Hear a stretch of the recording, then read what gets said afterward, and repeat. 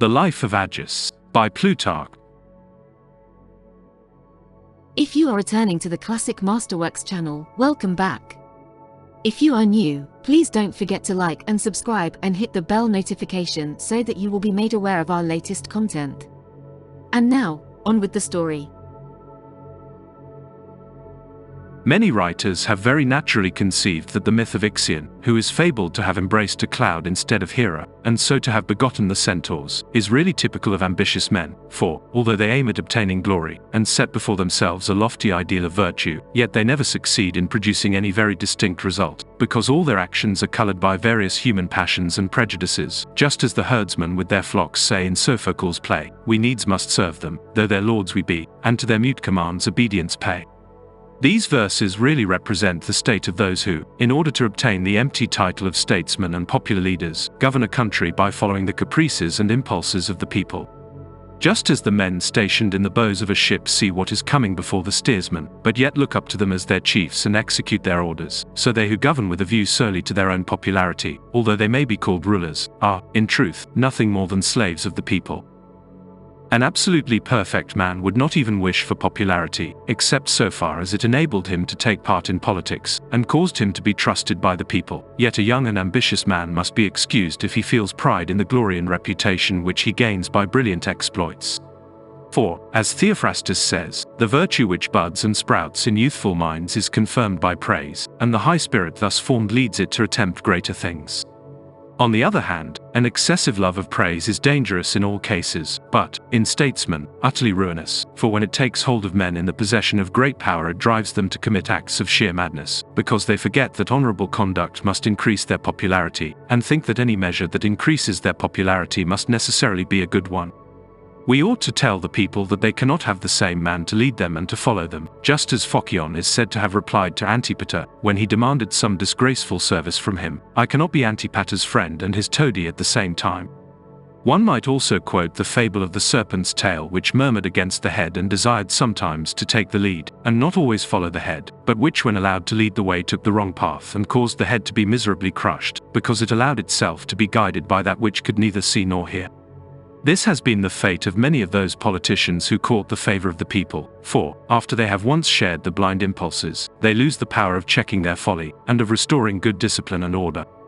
These reflections upon the favor of the people occurred to me when I thought of its power, as shown in the case of Tiberius and Caius Gracchus, men who were well born, well educated, and began the political career with great promise, and yet were ruined, not so much by an excessive craving for popular applause as by a very pardonable fear of disgrace. They both received at the outset great proofs of their countrymen's goodwill, but felt ashamed to remain as it were in the debt, and they ever strove to wipe out their obligations to the people by legislation on their behalf, and by the beneficent measures continually increased their popularity, until, in the heat of the rivalry thus created, they found themselves pledged to a line of policy in which they could not even pause with honor, and which they could not desist from without disgrace. The reader, however, will be able to form his own opinion about them from their history, and I shall now write, as a parallel to them, the lives of that pair of Laconian reformers, Agis and Cleomenes, kings of Sparta, who, like the Gracchi, increased the power of the people, and endeavored to restore an admirable and just constitution which had fallen into desuetude, but who, like them, incurred the hatred of the governing class, who were unwilling to relinquish their encroachments and privileges. These Lacedaemonians were not indeed brothers, yet they pursued a kindred policy, with the same objects in view. After the desire for silver and gold had penetrated into Sparta, the acquisition of wealth produced greed and meanness, while the use and enjoyment of riches was followed by luxury, effeminacy, and extravagance. Thus it fell out that Sparta lost her high and honored position in Greece, and remained in obscurity and disgrace until the reign of Agis and Leonidas. Agis was of the Eurypontid line, the son of Leonidas, and the sixth in descent from King Agesilaus, who invaded Asia, and became the most powerful man in Greece. This Agesilaus had a son named Archidamus, who fell in battle against the Messapians at the Battle of Mandurium in Italy. He was succeeded by his eldest son Agis, who, being killed by Antipater near Megalopolis, and leaving no issue, was succeeded by his brother, Leonidas, he, by a son named Archidamus, and Archidamus by another Leonidas, the father of Agis, the subject of this memoir. Leonidas, the son of Cleonomus, was of the other royal family, that of the Agidae, and was eighth in descent from Pausanias who conquered Mardonius at the Battle of Plataea. Pausanias had a son named Pleistonax, whose son was again named Pausanias. This Pausanias fled for his life from Sparta to Tegea, and was succeeded by his eldest son Agesilaus, and he, dying childless, by his younger brother Cleombrotus. Cleombrotus left 2 sons, Agesilaus and Cleomenes, of whom Agesilaus reigned but a short time, and left no children. Cleomenes succeeded his brother Agesilaus on the throne. Of his 2 sons, the elder, Acrotatus, died during his father's lifetime, and the younger, Cleonymus, never reigned, as the throne was occupied by Arius, the grandson of Cleomenes, and the son of Acrotatus. Arius perished in battle before Corinth, and was succeeded by his son Acrotatus. This Acrotatus was defeated and slain near the city of Megalopolis by the despot Aristodemus, leaving his wife pregnant. When she bore a son, Leonidas the son of Cleonymus was appointed his guardian, and, as the child died before reaching manhood, he succeeded to the throne, although he was far from being an acceptable personage to his countrymen, for, though the Spartans at this period had all abandoned their original severe simplicity of living, yet they found the manners of Leonidas in offensive contrast to their own. Indeed, Leonidas, who had spent much of his life at the courts of Asiatic potentates, and had been especially attached to that of Seleucus, seemed inclined to outrage the political feeling of the Greeks by introducing the arrogant tone of an Oriental despot into the constitutional monarchy of Sparta. On the other hand, the goodness of heart and intellectual power of Agis proved so greatly superior not only to that of Leonidas, but of every king since Agesilaus the Great, that before he arrived at his 20th year, in spite of his having been brought up in the greatest luxury by his mother Agesistrata and his grandmother Archidamia, the 2 richest women in Sparta, he abjured all frivolous indulgence, laid aside all personal ornament, avoided extravagance of every kind, prided himself on practicing the old Laconian habits of dress, food, and bathing, and was wont to say that he would not care to be king unless he could use his position to restore the ancient customs and discipline of his country. The corruption of the Lacedaemonians began at the time when, after having overthrown the Athenian Empire, they were able to satiate themselves with the possession of gold and silver. Nevertheless, as the number of houses instituted by Lycurgus was still maintained, and each father still transmitted his estate to his son, the original equal division of property continued to exist and preserved the state from disorder. But a certain powerful and self-willed man, named Epitadeus, who was one of the ephors, having quarreled with his son, proposed a retro permitting a man to give his house and land to whomsoever he pleased, either during his life, or by his will after his death. This man proposed the law in order to gratify his own private grudge, but the other Spartans through covetousness eagerly confirmed it, and ruined the admirable constitution of Lycurgus. They now began to acquire land without limit, as the powerful men kept their relatives out of their rightful inheritance, and as the wealth of the country soon got into the hands of a few, the city became impoverished, and the rich began to be viewed with dislike and hatred. There were left at that time no more than 700 Spartans, and of these about 100 possessed an inheritance in land, while the rest, without money, and excluded from all the privileges of citizenship, fought in a languid and spiritless fashion in the wars, and were ever on the watch for some opportunity to subvert the existing condition of affairs at home. Agis, therefore, thinking that it would be an honorable enterprise, as indeed it was, to restore these citizens to the state and to re-establish equality for all, began to sound the people themselves as to their opinion about such a measure. The younger men quickly rallied round him, and, with an enthusiasm which he had hardly counted upon, began to make ready for the contest, but most of the elder men, who had become more thoroughly tainted by the prevailing corruption, feared to be brought back to the discipline of Lycurgus as much as a runaway slave fears to be brought back to his master, and they bitterly reviled Agis when he lamented over the condition of affairs and sighed for the ancient glories of Sparta. His enthusiastic aspirations, however, were sympathized with by Lysander the son of Libes, Mandrocolidas the son of Ecphanes, and Agesilaus. Lysander was the most influential of all the Spartans, while Mandrocolidas was thought to be the ablest politician in Greece, as he could both plot with subtlety and execute with boldness. Agesilaus was the uncle of King Agis and a fluent speaker, but of a weak and covetous disposition. It was commonly supposed that he was stirred to action by the influence of his son Hippomedon, who had gained great glory in the wars and was exceedingly popular among the younger citizens, but what really determined him to join the reformers was the amount of his debts, which he hoped would be wiped out by a revolution. As soon as Agis had won over this important adherent, he began to try to bring over his mother to his views, who was Agesilaus' sister, and who, from the number of her friends, debtors, and dependents, was very powerful in the state, and took a large share in the management of public affairs. When she first heard of Agis's designs, she was much startled, and dissuaded the youth from an enterprise which she thought neither practicable nor desirable. However, when Agesilaus pointed out to her what a notable design it was, and how greatly to the advantage of all, while the young king himself besought his mother to part with her wealth in order to gain him glory, arguing that he could not vie with other kings in riches, as the servants of Persian satraps, and the very slaves of the intendants of Ptolemy and Seleucus possessed more money than all the kings that ever reigned in Sparta, but that, if he could prove himself superior to those vanities by his temperance, simplicity of life, and true greatness of mind, and could succeed in restoring equality among his fellow countrymen, he would be honored and renowned as a truly great king. By this means the youth entirely changed his mother's mind, and so fired her with his own ambition, as if by an inspiration from heaven, that she began to encourage Agis and urge him on, and invited her friends to join him, while she also communicated the design to the other women, because she knew that the Lacedaemonians were in all things ruled by their women, and that they had more power in the state than the men possessed in their private households. Most of the wealth of Lacedaemon had fallen into female hands at this time, and this fact proved a great hindrance to the accomplishment of Agis's schemes of reform, for the women offered a vehement opposition to him, not merely through a vulgar love for their idolized luxury, but also because they saw that they would lose all the influence and power which they derived from their wealth.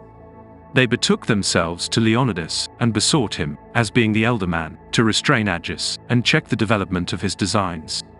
Leonidas was willing enough to assist the richer class, but he feared the people, who were eager for reform, and would not openly oppose Agis, although he endeavored secretly to ruin his scheme, and to prejudice the ephors against him, by imputing to him the design of hiring the poor to make him despot with the plunder of the rich, and insinuating that by his redistribution of lands and remission of debts he meant to obtain more adherents for himself instead of more citizens for Sparta.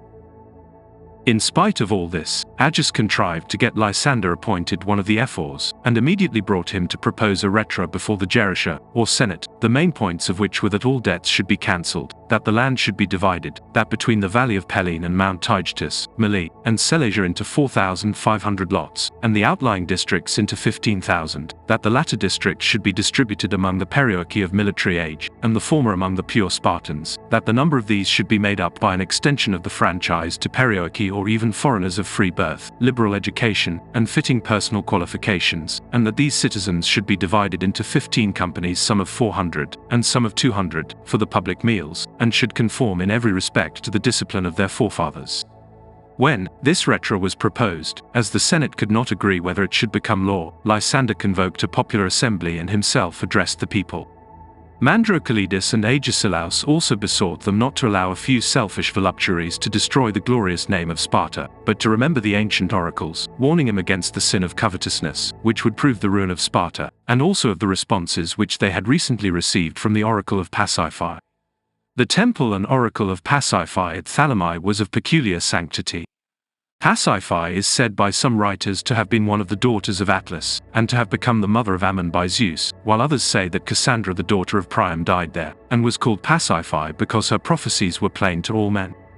Phylacus again tells us that Daphne the daughter of Amyclus, while endeavoring to escape from the violence of Apollo, was transformed into the laurel, which bears her name, and was honored by the god and endowed by him with the gift of prophecy.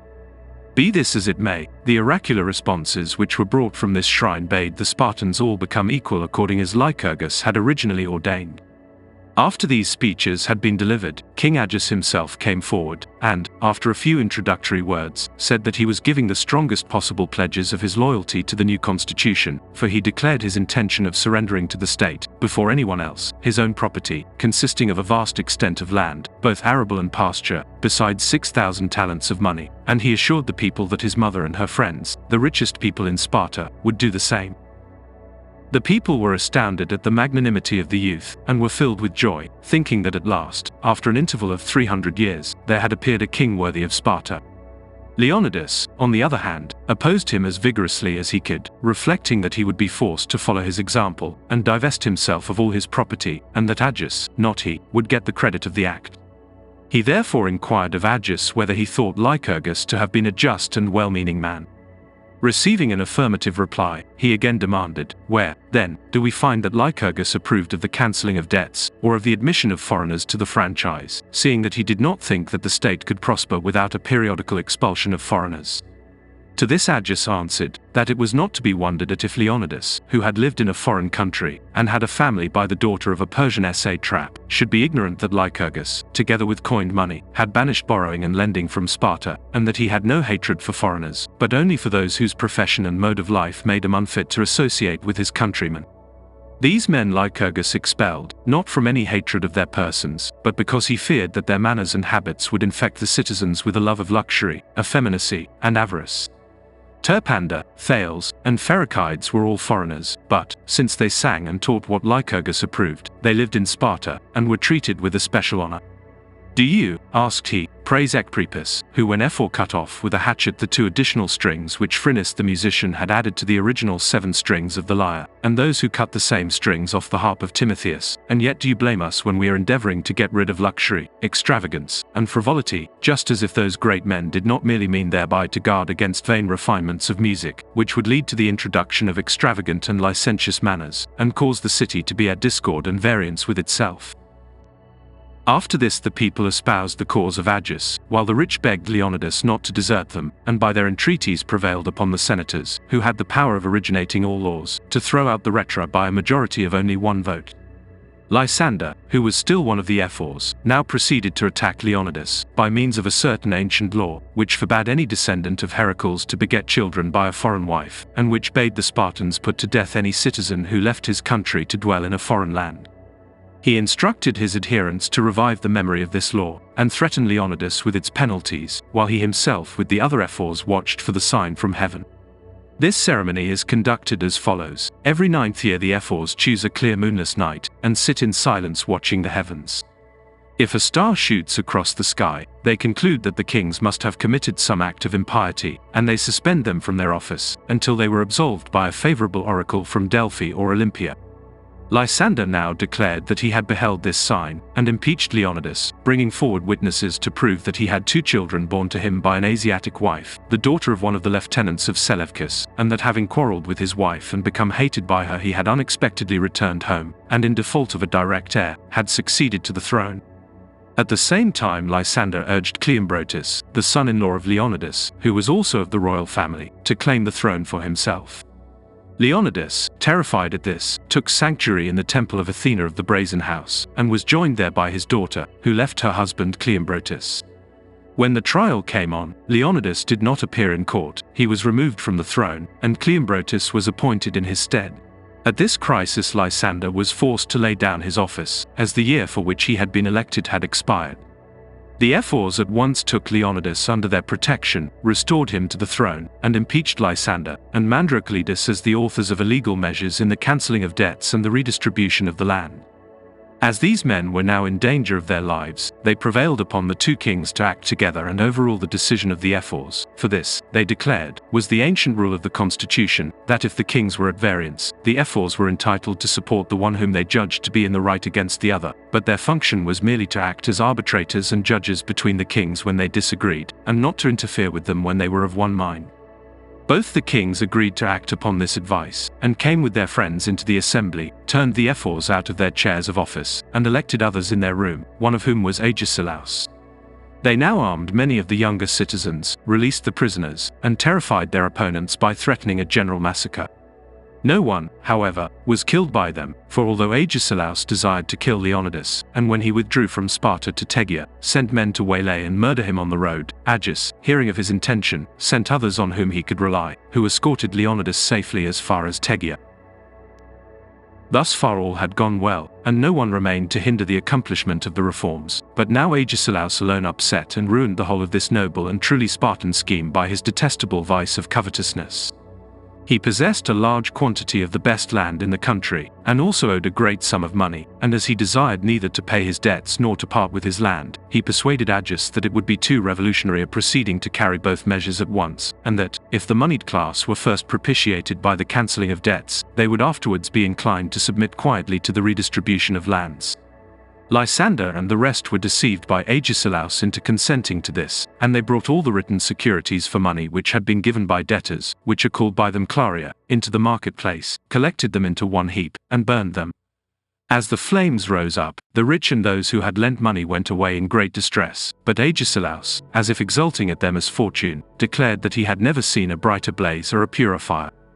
As the people at once demanded the division of the land, and called upon the kings to distribute it among them, Agesilaus put them off with various excuses, and managed to spin out the time till Agis was sent out of the country on military service, as the Achaeans, who were allies, had demanded a reinforcement from Sparta, because the Aetolians threatened to invade Peloponnesus through the territory of Megara, and Aratus, the general of the Achaeans, who was collecting an army to resist them, sent to Sparta demanding assistance. The Spartans at once dispatched Agis at the head of an army, whose high spirits and devotion to his person filled him with delight. The men were nearly all young and poor, and as they were now relieved from the pressure of the debts, and expected that on their return the land would be distributed amongst them, they behaved with the most admirable discipline. They marched through Peloponnesus without doing the least damage, without offending anyone, almost without noise, so that all the cities were astonished at the spectacle thus afforded them, and men began to wonder what a Lacedaemonian army must have been like when led by Agesilaus or Lysander the Great, or by the ancient hero Leonidas, if such awe and reverence was paid by the soldiers to one who was nearly the youngest of them all. The youthful leader himself was worthy of admiration, and was looked up to by the men because of his simple hard-working habits, and the pride which he took in wearing the same dress and using the same arms as the common soldiers. The revolution which he had effected, however, was very distasteful to the rich, who feared lest it might be taken as an example by the people in other states and lead to further disturbances. Agis joined Aratus at Corinth, while the question of how to repel the invasion was still being debated. His advice was spirited, without being rash or foolhardy. He gave it as his opinion that it was their duty to fight, and not abandon the gate of Peloponnesus and let the enemy into the country, but that he would defer to the decision of Aratus, who was an older man than himself, and was the general of the Achaeans, and that he had not come to give them advice or to take the command of them, but to reinforce them and serve as their ally. The historian Baton of Sinope declares that Agis declined to fight although Aratus wished him to do so, but he is mistaken, and clearly has not read the justification which Aratus has written of his conduct, namely, that as the farmers had nearly all finished gathering in their harvest, he thought it better to allow the enemy to enter the country than to hazard everything upon the issue of a single battle. As Aratus decided not to fight, and dismissed his allies with thanks, Agis returned home, greatly honored by those under his orders, and found the internal affairs of Sparta in great turmoil and confusion. Agesilaus, who was now ephor, and who was no longer restrained by the presence of those of whom he had formerly stood in awe, was using the most disgraceful expedients to extort money from the people, and had even intercalated a 13th month in the year, although the state of the calendar did not require it, and caused taxes to be paid for it. As he feared those whom he had wronged, and was an object of universal hatred, he had taken a bodyguard of swordsmen into his pay, and walked through the city accompanied by them. As for the kings, he regarded Cleombrotus with contempt, and though he still paid some respect to Agis, he wished it to be thought that he did so because he was nearly related to himself, not because he was king. He also gave out that he intended to remain in office as ephor for the next year as well. In consequence of this, his enemies determined to bring matters to a crisis. They assembled in force, brought back Leonidas publicly from Tegea, and reinstated him as king, to the great joy of most of the citizens, who were angry with the other party because they had been deceived by them about the redistribution of the land. Agesilaus was able to leave the country in safety, owing to the intercession of his son Hippomedon, who was very popular with all classes on account of his bravery. Of the two kings, Agis fled to the temple of Athena of the Brazen House, while Cleombrotus took sanctuary in the temple of Poseidon.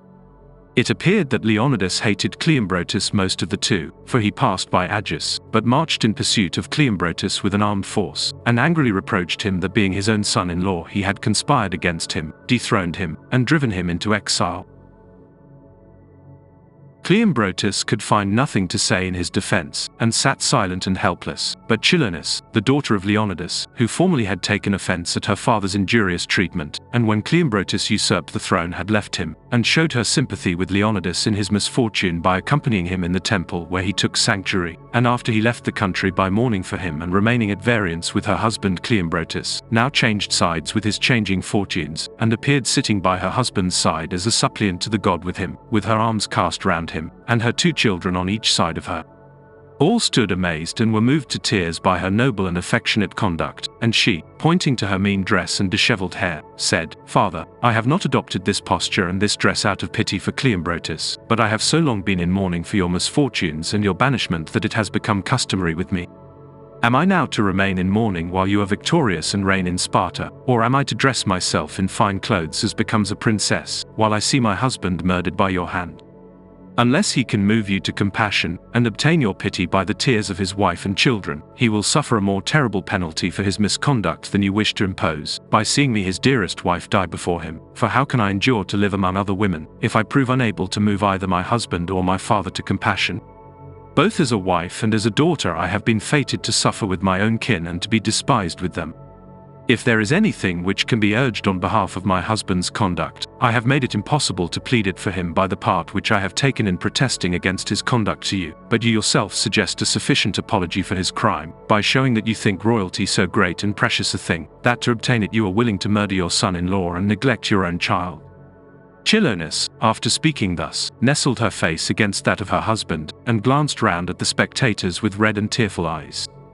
Leonidas, after a short consultation with his friends, bade Cleombrotus rise and leave the country, but besought his daughter to remain with him, and not to leave him who loved her so dearly, and had just spared her husband's life in consequence of her entreaties. He could not, however, prevail upon her to stay, but she rose up with her husband, took one child in her arms, and led the other, and after kneeling before the altar, followed her husband, who, if his mind was not entirely corrupted by vain ambition, must have thought exile with such a wife preferable to royalty. After driving Cleombrotus from the throne, ejecting the ephors from office and substituting others chosen by himself, Leonidas addressed himself to Agis. At first he tried to persuade him to come out of sanctuary and reign as his colleague, saying that the citizens had forgiven him, because they knew that he was young and impetuous, and had been deceived by Agesilaus. However, as Agis saw through these devices and remained where he was, Leonidas left off making these hypocritical offers. Amphares, Damocles, and Agesilaus were in the habit of going to the temple and conversing with him, and once he came out of the temple in their company to take a bath, and after bathing was conducted back again by them in safety. All three were on intimate terms with him, but Amphares, who had lately borrowed some rich clothing and valuable plate from Agesilaus, was inclined to plot against the king and the royal ladies, that he might not be obliged to restore them. He, therefore, we are told, lent a ready ear to Leonidas's plans, and excited the zeal of the ephors, one of whom he was. Since Agis lived entirely in the temple, and only left it in order to bathe, they determined to seize him when he came out for this purpose. Having one day watched him bathing, they came up and greeted him in a friendly way, and walked along with him talking and jesting as young men who are on intimate terms are wont to do. When they reached the place where a road branches off to the public prison, Amphares, in virtue of his ephorship, laid hold of Agis and said, "Agis, I must lead you before the ephors to give an account of your conduct." At the same time Damocles, a tall and strong man, threw his cloak round Agis's neck and dragged him along by it.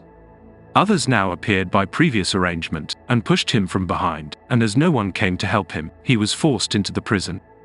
Hereupon, Leonidas appeared with a band of mercenaries, and surrounded the prison. The ephors now went in to Agis, and sent for all the senators of their way of thinking to come to the prison in order to go through the form of a trial. Agis laughed at their hypocrisy, but Amphares told him that it was no laughing matter, and that he would soon pay a bitter penalty for his rashness.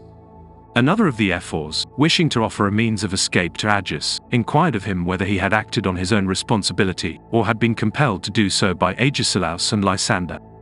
Agis answered that no man had compelled him, but that he admired and imitated Lycurgus, and had aimed at reviving his institutions. Upon this the same ephor asked him whether he repented of what he had done.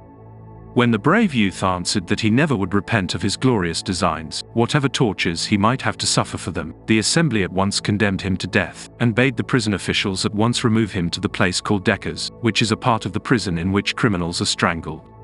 Seeing that the servants would not lay hands upon Agis, and that even those mercenaries who were present shrunk from such work, because it was held to be unlawful and impious to lay hands upon the person of the king, Damocles, after threatening and abusing him, dragged Agis with his own hands to the place of execution.